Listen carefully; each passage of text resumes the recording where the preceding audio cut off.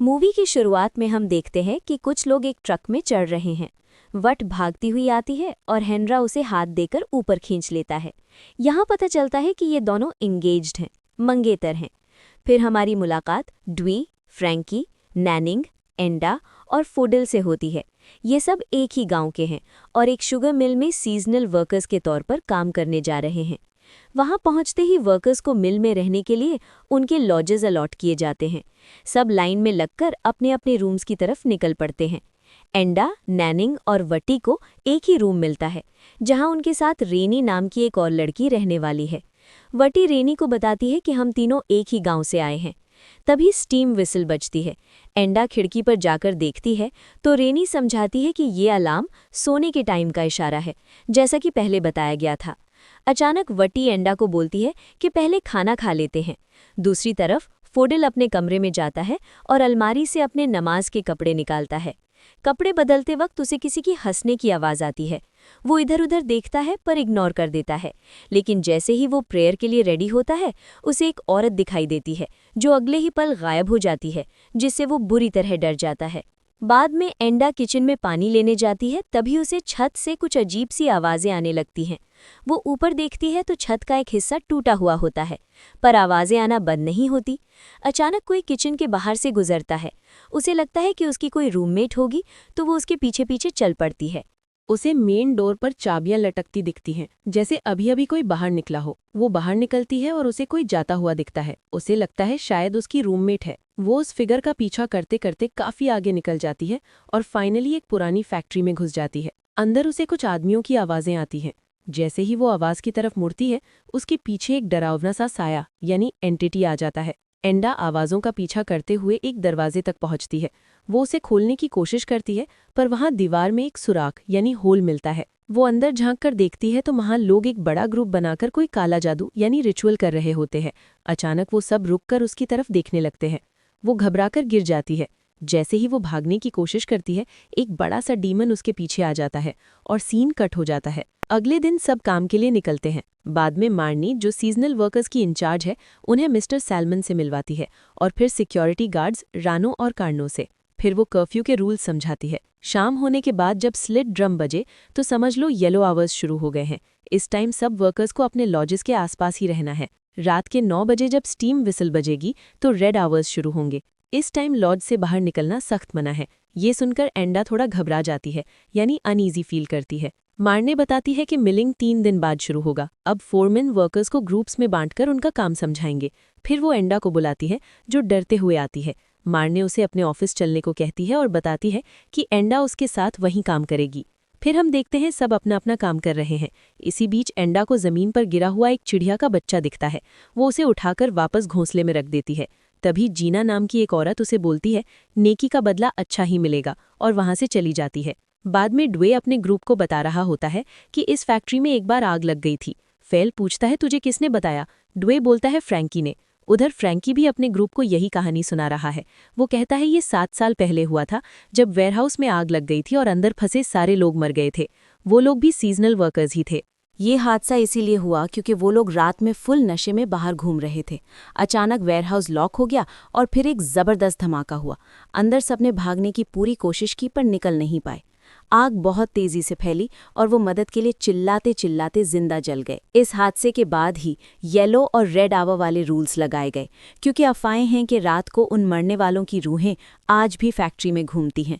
ये सुनकर हेनरा चुपचाप उठता है और वहां से निकल लेता है। फिर हम इंदा को ऑफिस में काम करते हुए देखते हैं। अचानक उसे कुछ फुसफुसाने की आवाज़ें आती हैं, पर जब वो मुड़ती है तो आवाज़ें बंद हो जाती हैं। जैसे ही वो वापस काम शुरू करती है, आवाज़ें फिर आने लगती हैं। वो दोबारा मुड़ती है तो देखती है कि दूसरी तरफ कोई बला उल्टा लटका हुआ है और उससे खून टपक रहा है। इंदा की हालत खराब हो जाती है, पर देखते ही देखते वो चीज़ गायब हो जाती है। वो इधर उधर देखती है, अपने कपड़े चेक करती है और फौरन वहां से निकल जाती है। बाहर उसे रॉनी जाती हुई दिखती है। इंदा उसका पीछा करती है और पूछती है कि कहाँ जा रही है और क्या वो कल रात लॉज से बाहर गई थी। रॉनी, जो इंदा की तरफ पीठ करके खड़ी थी, वो फुसफुसाते हुए धीरे से मुड़ती है और अचानक भूत बनकर इंदा की तरफ भागती है। इंदा डर के मारे बाहर की तरफ भागती है और सीधा नैनिंग और वट्टी से जा टकराती है। कुछ ही देर बाद असली रेनी भी वहां आ जाती है। बाद में सिक्योरिटी गार्ड्स फ्रैंकी और द्वी को बताते हैं कि वैसे तो फैक्ट्री पैसा और रहना अच्छा देती है, पर यहाँ के लोकल्स भूतों के डर से यहाँ काम करने से मना कर देते हैं। वो उन्हें एक ऐसी आत्मा के बारे में बताते हैं जो हमेशा पीठ करके दिखाई देती है। अगर तुम भागो तो वो तुम्हारी आगे फिर से आ जाएगी। बचने का बस एक ही तरीका है, उसको बोलो एक्सक्यूज मी। वो वार्निंग देते हैं कि 9 बजने ही वाले हैं, जो कि आत्माओं के घूमने का टाइम है। ये सुनते ही द्वी फुल स्पीड में लॉज की तरफ भागता है और फ्रैंकी भी उसके पीछे पीछे। अचानक स्टीम विसल बजती है जिससे वो डर जाते हैं। जल्दबाजी में द्वी की चप्पलें बाहर ही रह जाती हैं, जबकि फ्रैंकी फुर्ती से लॉज के अंदर घुस जाता है। द्वी को शीशे में भूत का रिफ्लेक्शन दिखता है, पर पीछे मुड़ने पर कुछ नहीं होता। तभी कोई चीज़ उसे उसी की चप्पल से मारती है और वो डर के मारे अंदर भाग जाता है। सीन कट होता है और वाती अपनी रूममेट्स को बताती है कि उसका मंगेतर हेंड्रा बहुत टेंशन में होगा, क्योंकि उसकी माँ ने शादी का सारा खर्चा उसी से मांगा है। वो सोचती है कि क्या शादी पोस्टपोन कर दे और नैनिंग से मशवरा लेती है। नैनिंग साफ बोलती है कि मैं तो तब तक शादी ना करूं जब तक जेब में पैसे ना हों, और फिर वॉशरूम चली जाती है। फिर वाती देखती है कि एंडा कहीं खोई हुई है और पूछती है क्या हुआ। एंडा बोलती है कुछ नहीं, मैं ठीक हूँ। वो जैसे ही कुछ कटोरी यानी बोल्स उठाती है, उसके नीचे से कीड़ा निकलता है जिससे सब डर जाते हैं। उधर नैनिंग वॉशरूम में होती है कि अचानक लाइट्स झिलमिलाती हैं और बंद हो जाती हैं। जैसे ही वो खड़ी होती है, उसके पीछे कई सारे जले हुए भूत दिखाई देते हैं। वो घबराकर दरवाज़ा खोलती है तो बाहर वाती मिलती है। वाती लाइट ऑन करती है तो अंदर कोई भूत नहीं होता। फिर हम वाती को रूम में नमाज पढ़ते हुए देखते हैं। नमाज के बाद जैसे ही वो अपना हिजाब हटाती है, उसके पीछे एक भूत आ जाता है और वो बुरी तरह डर जाती है। सीन शिफ्ट होता है, एक आदमी रेनी को काम दे रहा होता है। तभी एंडा आती है और रेनी को बताती है कि वो कुछ डॉक्यूमेंट्स देने क्रेन स्टेशन और वे स्टेशन जा रही है। रेनी बोलती है कि मैं भी वहीं जा रही हूँ, ला मैं तेरी हेल्प कर देती हूँ। एंडा उसे अपनी कुछ फाइल्स पकड़ा देती है। रास्ते में थोड़ा आगे जाकर एंडा नोटिस करती है कि रेनी उसे देखकर एक बहुत ही क्रीपी स्माइल दे रही है। सामने से गन्ने यानी शुगर केन से भरी हुई एक बोगी रेनी की तरफ आ रही होती है। एंडा चिल्लाती है हट जाओ, पर रेनी बस वही अजीब सी स्माइल लिए खड़ी रहती है। सारा गन्ना उस पर गिर जाता है और वो उसके नीचे दबकर कुचली जाती है। फिर मार्ने एंडा को डांट रही होती है और एंडा फौरन माफ़ी मांगती है। सैल्मन आता है और मार्ने को वार्निंग देता है कि उन्हें मिलिंग पोस्टपोन कर देनी चाहिए, पर मार्ने जिद करती है कि हम काम नहीं रोक सकते। सैल्मन कहता है कि उसे और जीना को कंफर्म करना पड़ेगा कि रेने का एक्सीडेंट नॉर्मल था या कुछ और, पर मार्ने मानने को तैयार नहीं होती। सैल्मन उसे वार्निंग देता है कि ये बहुत रिस्की है। सीन कट होता है और जीना एक नारियल कोकोनट काटती है जिसमें से काला लिक्विड निकलता है। वो दूसरा काटती है तो फिर वही होता है। जब वो तीसरा नारियल काटती है तो उसमें से कीड़े और काला लिक्विड बाहर निकलने लगता है। सैल्मन कहता है कि उसका शक सही था, रेनी का एक्सीडेंट नॉर्मल नहीं था। जीना उसे शांत करती है और बोलती है कि हमें ऑफरिंग सेरेमनी की तैयारी करनी चाहिए। सैल्मन पूछता है तुझे क्या लगता है किस बात पर वो गुस्सा हुए? जीना बोलती है पता नहीं, बस इस सिचुएशन में शांत रहना जरूरी है। सीन कट होता है और एंडा फॉडेल को बता रही होती है कि उसे लगता है रेनी का एक्सीडेंट नॉर्मल नहीं था। वो राज खोलती है कि जब से वो यहाँ आई है उसके साथ अजीब चीजें हो रही हैं। वो बताती है कि पहली रात रेड आवर्स के टाइम वो चुपके से लॉज से बाहर निकली थी। ये बात अब तक किसी को नहीं पता थी। उसने किसी का पीछा किया था जो लॉज से फैक्ट्री गया था, पर वो गुम हो गया। फैक्ट्री के अंदर उसने एक अजीब सा वयांग रिचुअल देखा था। ये सुनकर फॉडेल हिल जाता है। एंडा को गिल्ट फील हो रहा है। उसे लगता है रेनी का एक्सीडेंट इसलिए हुआ क्योंकि उसने रेड आवर वाला रूल तोड़ा था। फॉडेल उसे शांत करता है और दुआ या नमाज पढ़ने की एडवाइस देता है। सीन शिफ्ट होता है जहां जीना और सैल्मन एक रिचुअल परफॉर्म कर रहे हैं और डीमन को खुश करने के लिए एक जानवर की कुर्बानी देते हैं। रिचुअल के बाद जीना उम्मीद करती है कि उनकी ऑफरिंग कबूल हो गई होगी और अब और एक्सीडेंट्स नहीं होंगे। फिर सीन कट होता है और एंडा अपने लॉज में आती है। अचानक रेनी के रूम का दरवाज़ा चर चर करके खुलता है। एंडा डरते हुए अंदर जाती है तो देखती है रेनी बेड पर पीठ करके बैठी है। एंडा उससे माफ़ी मांगने लगती है कि तभी दरवाज़ा धड़ाम से बंद हो जाता है। शीशे में एंडा को रेनी की जगह एक बूढ़ी औरत दिखती है। वो औरत उठती है और उधर रेनी एक खौफनाक स्माइल के साथ मुड़ती है और पास आने लगती है। अचानक वो बूढ़ी औरत निकलकर एंडा को डराने ही वाली होती है कि नैनिंग और वट्टी आ जाते हैं। बाद में नैनिंग एंडा को दिलासा लेती है कि रेनी के एक्सीडेंट के लिए खुद को ब्लेम मत कर।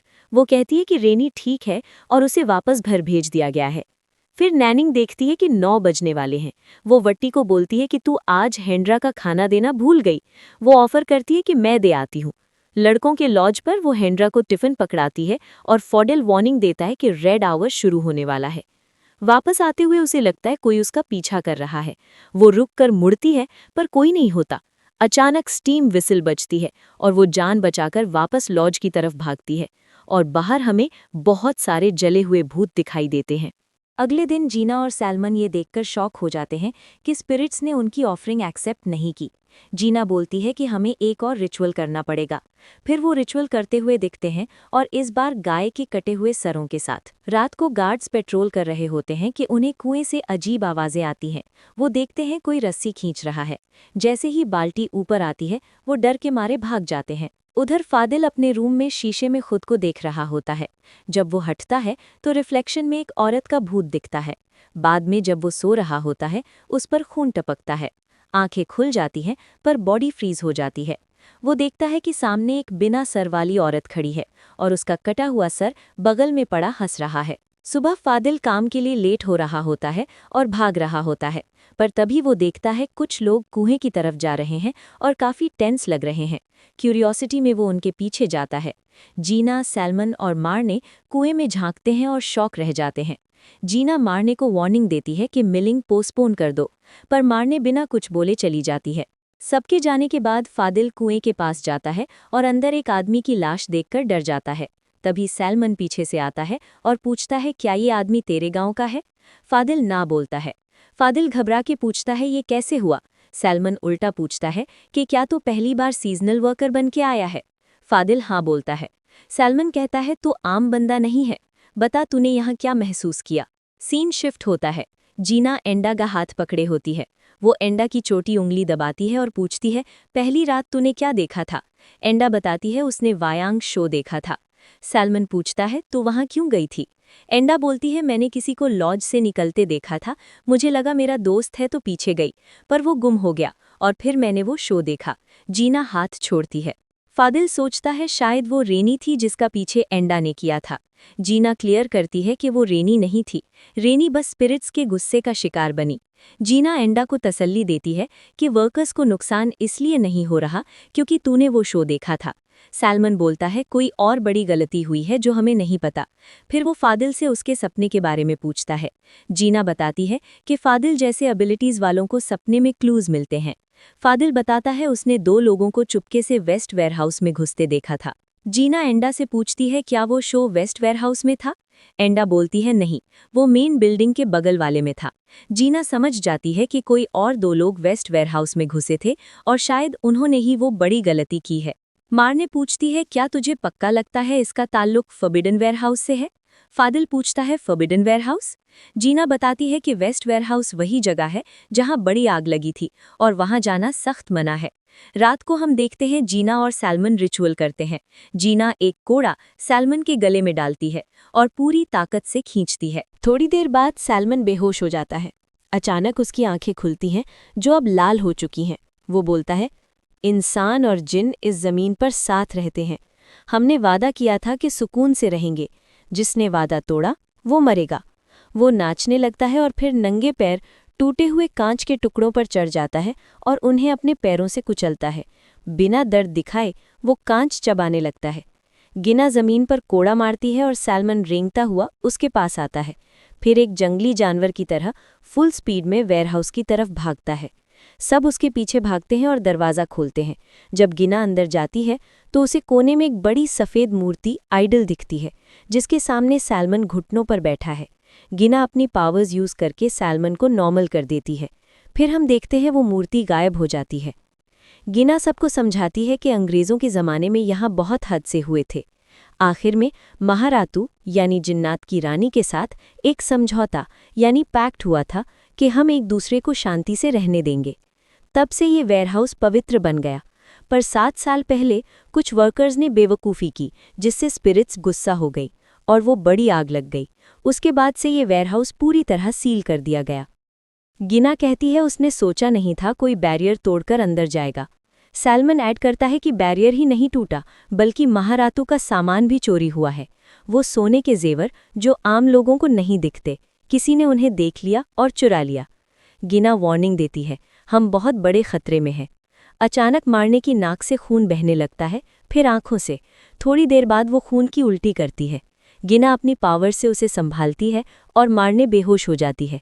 गिना गार्ड्स को उसे घर ले जाने को बोलती है। फदील की तरफ मुड़कर गिना बोलती है, वो ज्वेलरी शायद उन्हीं 2 लोगों ने चुराई है जिन्हें तूने सपने में देखा था। पता लगा वो कौन थे। सीन कट होता है और नैनिंग अपने रूम में आती है, जहां उसे एक भूत कुछ ढूंढता हुआ दिखता है, जो फौरन गायब हो जाता है। घबराकर नैनिंग बिखरी हुई गोल्ड ज्वेलरी जल्दी जल्दी बैग में भरती है, पर जैसे ही वो जाने लगती है, देखती है रूम का दरवाज़ा ही गायब है। वो और डर जाती है जब कई सारे जले हुए भूत उसके पीछे आ जाते हैं। वो चीखती है और तभी हेनरा आ जाता है। सब नॉर्मल हो जाता है। रोते हुए नैनिंग बोलती है, ये सब ज्वेलरी की वजह से हो रहा है। हेनरा गुस्से में पूछता है, ये ज्वेलरी यहाँ क्यों है? मैंने मना किया था ना लेने से। वो मानती है कि लालच रोक नहीं पाई। हेनरा बोलता है, इससे पहले किसी को पता चले, इसे वापस कर दे। वो दोनों चुपके से निकलते हैं ताकि ज्वेलरी वापस रख सके। पर जैसे ही वो लॉज से बाहर कदम रखते हैं, उनके सामने जले हुए भूत आ जाते हैं। अचानक हेनरा का सर पूरा पीछे की तरफ घूम जाता है। नैनिंग की तो चीख निकल जाती है जब वो सुनती है, ये सब तेरी गलती है और अब तुझे डर लग रहा है। लेकिन असल में नैनिंग बस हल्यूसिनेट कर रही थी। उसे वहम हो रहा था। असली हेनरा उसे शांत करता है, गिरी हुई ज्वेलरी उठाता है और सीन कट होकर एंडा और सदिल पर जाता है, जो भागते हुए एंडा के लॉज की तरफ जा रहे हैं। बाहर उन्हें एक सोने का कंगन मिलता है। वट्टी आती है और पूछती है, हेनरा कहाँ है? एंडा और फदिल अंदर जाकर नैनिंग और हेनरा को ढूंढते हैं। एंडा को अब शक होने लगता है कि उन दोनों ने ही ज्वेलरी चुराई है। बाद में फदिल वट्टी, फ्रैंकी और ड्वी को समझाता है कि यहाँ जो भी अजीब चीज़ें हो रही हैं वो इसलिए हैं क्योंकि किसी ने स्पिरिट्स की सीक्रेट गोल्ड ज्वेलरी चुरा ली है। वट्टी भड़क जाती है, तू अपने सपने के बेस पे हेनरा और नैनिंग पर चोरी का इल्ज़ाम लगा रहा है। हेनरा कभी कुछ नहीं चुरा सकता। फदिल ड्वी और फ्रैंकी को बोलता है कि जाओ, गार्ड्स की मदद लो। वो एंडा को कहता है कि तू वेस्ट वेयरहाउस जा, जीना को वो बैंगल दे और बता कि हमारे 2 दोस्त गायब हैं। वो कहता है, मैं खुद लॉजेस में चेक करता हूँ, शायद किसी ने उन्हें देखा हो। फिर हम देखते हैं फदिल उन्हें ढूंढ रहा होता है कि एक डरा हुआ आदमी उसके पास मदद मांगने आता है। कहता है उसका दोस्त अंदर फंसा हुआ है। वो फदिल को एक लॉज के रूम में ले जाता है। जैसे ही फदिल अंदर कदम रखता है, उसे अलमारी के अंदर से रोने की आवाज़ आती है। जब वो खोलता है तो शॉक रह जाता है। अंदर वही आदमी होता है जो उसे यहाँ लेकर आया था। उस आदमी के चेहरे पर खौफ आ जाता है जब एक बड़ा सा जिन रूम में घुसता है। वो जिन फदिल को गले से पकड़कर हवा में उठा लेता है। वो आदमी भागकर बाहर निकलता है, पर कोई अनसीन फोर्स उसे वापस अंदर खींच लेती है। वो लंबा चौड़ा जिन फदिल का गला घोंटकर मारने ही वाला होता है कि फदिल दुआ पढ़ना शुरू कर देता है। कुछ पल बाद जिन गायब हो जाता है और फदिल जमीन पर गिर जाता है। मुश्किल से खड़ा होकर वो बाहर आता है तो देखता है वही आदमी बुरी तरह जख्मी हालत में पड़ा है। सीन शिफ्ट होता है फ्रैंकी और ड्वी पर, जो नैनिंग और हेनरा को ढूंढ रहे हैं। उनके पीछे साइकिल पर एक आदमी आता है। जब वो पीछे देखते हैं तो साइकिल वाला साइड रास्ते पर मुड़ जाता है, पर अगले ही पल अचानक उनके पीछे से गुजरता है। क्यूरियोसिटी में वो उसका पीछा करते हैं। आगे जाकर बाइक रुकती है, राइडर मुड़ता है और उसका चेहरा बुरी तरह बिगड़ा हुआ डिस्टॉर्टेड होता है। डर के मारे फ्रैंकी और ड्वी जान बचाकर भागते हैं। इसी बीच एंडा और वट्टी साथ हैं। वट्टी जिद करती है कि हेनरा चोर नहीं हो सकता। एंडा को वट्टी के पीछे दूर हवा में एक भूत लटका हुआ दिखता है। वो फौरन वट्टी को मुड़ने से रोकती है और उसे खींचकर वहां से ले जाती है, वापस फदिल की तरफ, जो अभी भी ढूंढ रहा है। चलते वक्त उसके आसपास जले हुए भूत दिखने लगते हैं। कुछ अजीब फील होता है तो वो मुड़ता है, पर कोई नहीं होता। जैसे ही वो आगे बढ़ता है, बहुत सारे जले हुए भूत चुपचाप उसके पीछे खड़े होते हैं। फिर ड्वी और फ्रैंकी फदिल से टकरा जाते हैं। फदिल पूछता है, नैनिंग या हेनरा दिखे क्या? जब वो ना बोलते हैं तो वो कहता है कि मैं वेस्ट वेयरहाउस जा रहा हूँ। वो तीनों उस तरफ निकलते हैं।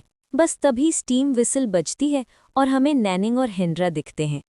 एक गार्ड उन्हें बोलता है कि रेड आवर है, वापस जाओ, पर हेनरा जिद करता है कि उन्हें कुछ वापस करना है, तो गार्ड उन्हें जाने देता है। उन्हें ही चोर समझकर वो ज्वेलरी जीना को वापस करते हैं, पर जीना बोलती है इसमें कुछ मिसिंग है।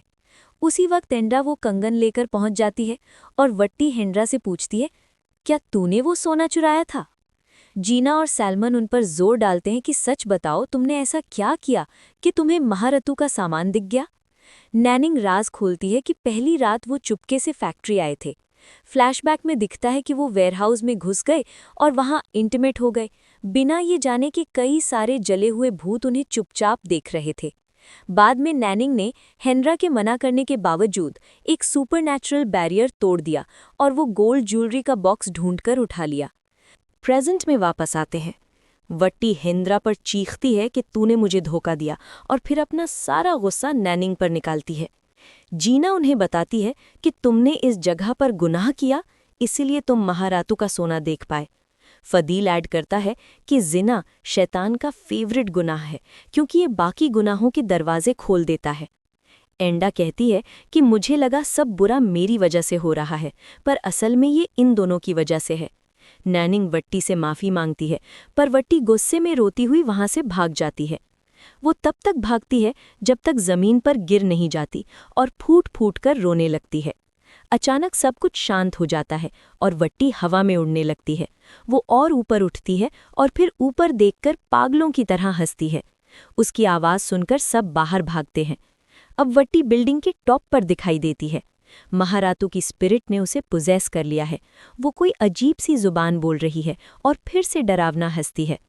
अचानक वहां बाकी सारे एम्प्लॉयज आ जाते हैं जो अब पुजेस्ड हैं और वो जलता हुआ कोयला और कांच के टुकड़े खाने लगते हैं। वट्टी नीचे कूदती है, पर जीना उसे हवा में ही रोक लेती है। वट्टी गुर्राती है और हंसती है, फिर धीरे धीरे नीचे आती है और बेहोश होकर गिर जाती है। जैसे ही जीना उसके पास जाती है, वट्टी अचानक आंखें खोलती है और जीना का गला घोंटने लगती है। उसी वक्त एंडा भी पोजेस हो जाती है। वो चुपचाप साइड में चली जाती है, बैठती है और ऐसे एक्ट करती है जैसे कोई इंस्ट्रूमेंट बजा रही हो। दीवार पर एक शैडो प्ले शुरू होता है और साथ में एक कहानी चलने लगती है। बहुत पहले ये एक पवित्र जगह थी, एक घना जंगल जहां जानवर मरने आते थे। इंसान अंदर तो आते थे, पर वापस सिर्फ उनका नाम आता था।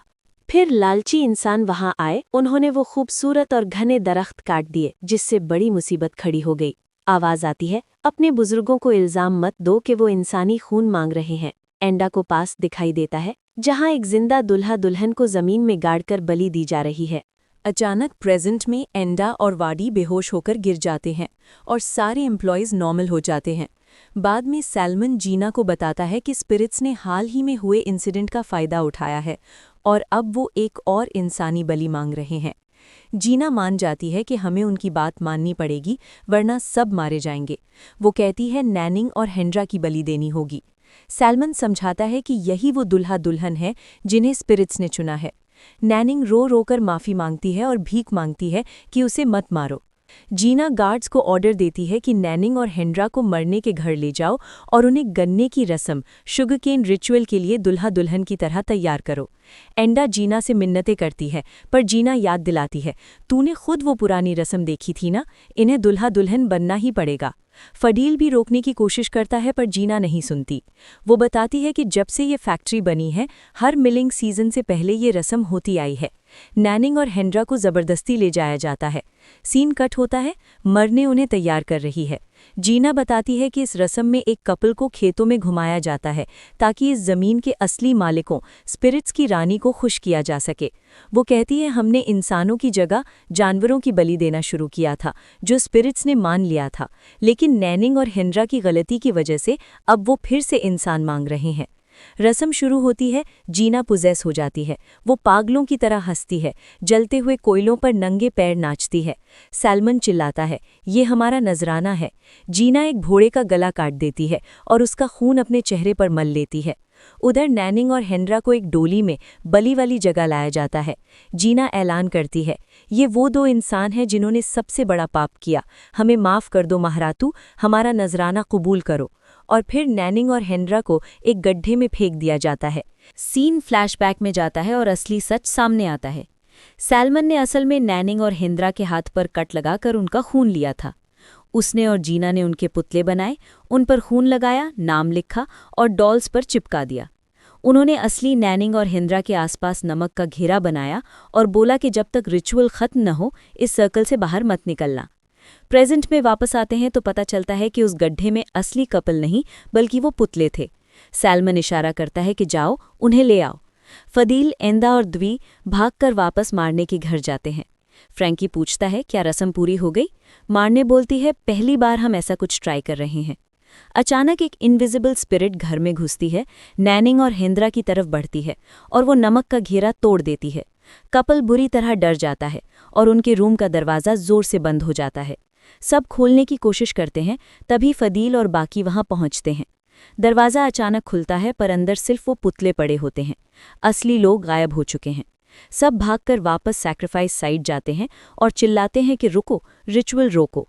वो उस जगह को खोदने लगते हैं जहां उन्हें दफनाया था। अचानक जीना और सैलमन दर्द से दोहरे हो जाते हैं और खून की उल्टी करते हैं। बाकी लोग खोदते रहते हैं। जीना फिर से पुजेस होकर हंसती है, इंसानों की चालाकी महारतूम को धोखा नहीं दे सकती, और फिर वो बेहोश होकर गिर जाती है। आखिरकार ग्रुप नैनिंग और हेंद्रा को जमीन से निकाल लेता है, पर अफसोस वो मर चुके होते हैं। सब फूट फूट कर रोने लगते हैं अपने दोस्तों की लाशों को देखकर। फदील का वॉइस ओवर चलता है, हम यहाँ उम्मीद लेकर आए थे पर गम लेकर वापस जा रहे हैं।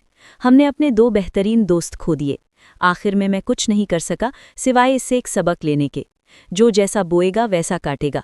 गलत काम करने वालों को कीमत चुकानी पड़ती है। फिर हम देखते हैं सैलमन माफ़ी मांग रहा है कि वो उन्हें बचा नहीं पाया। जीना कहती है, जैसे अच्छी करनी का फल अच्छा होता है, बुरी करनी की सज़ा मिलती है। उम्मीद है उन्हें शांति मिलेगी। सीजनल वर्कर्स अपने गांव वापस जा रहे हैं और शुगर फैक्ट्री के गेट्स बंद हो जाते हैं। सब ट्रक में बैठे हैं, ज़्यादातर थकान से सो रहे हैं। फदील की आंख खुलती है, वो एंदा की तरफ देखता है और उसे कुछ फुसफुसाने की आवाज़ आती है। फिर उसे एंदा के पीछे एक भूत दिखता है। सीन ब्लैक हो जाता है। थोड़ी देर बाद जीना और सैलमन वेयरहाउस खोलते हैं। वो शॉक रह जाते हैं क्योंकि स्पिरिट्स अब उनके जानवरों वाले नजराने एक्सेप्ट नहीं कर रही। अचानक दरवाज़ा जोर से बंद होता है और एक जिन उन पर हमला करने के लिए तैयार दिखता है। इसी के साथ मूवी खत्म होती है। Thanks for watching. अगर ये खौफनाक कहानी पसंद आई तो लाइक बटन दबाओ, सब्सक्राइब करो और नोटिफिकेशंस ऑन कर लो ताकि कोई भी हॉरर स्टोरी मिस ना हो।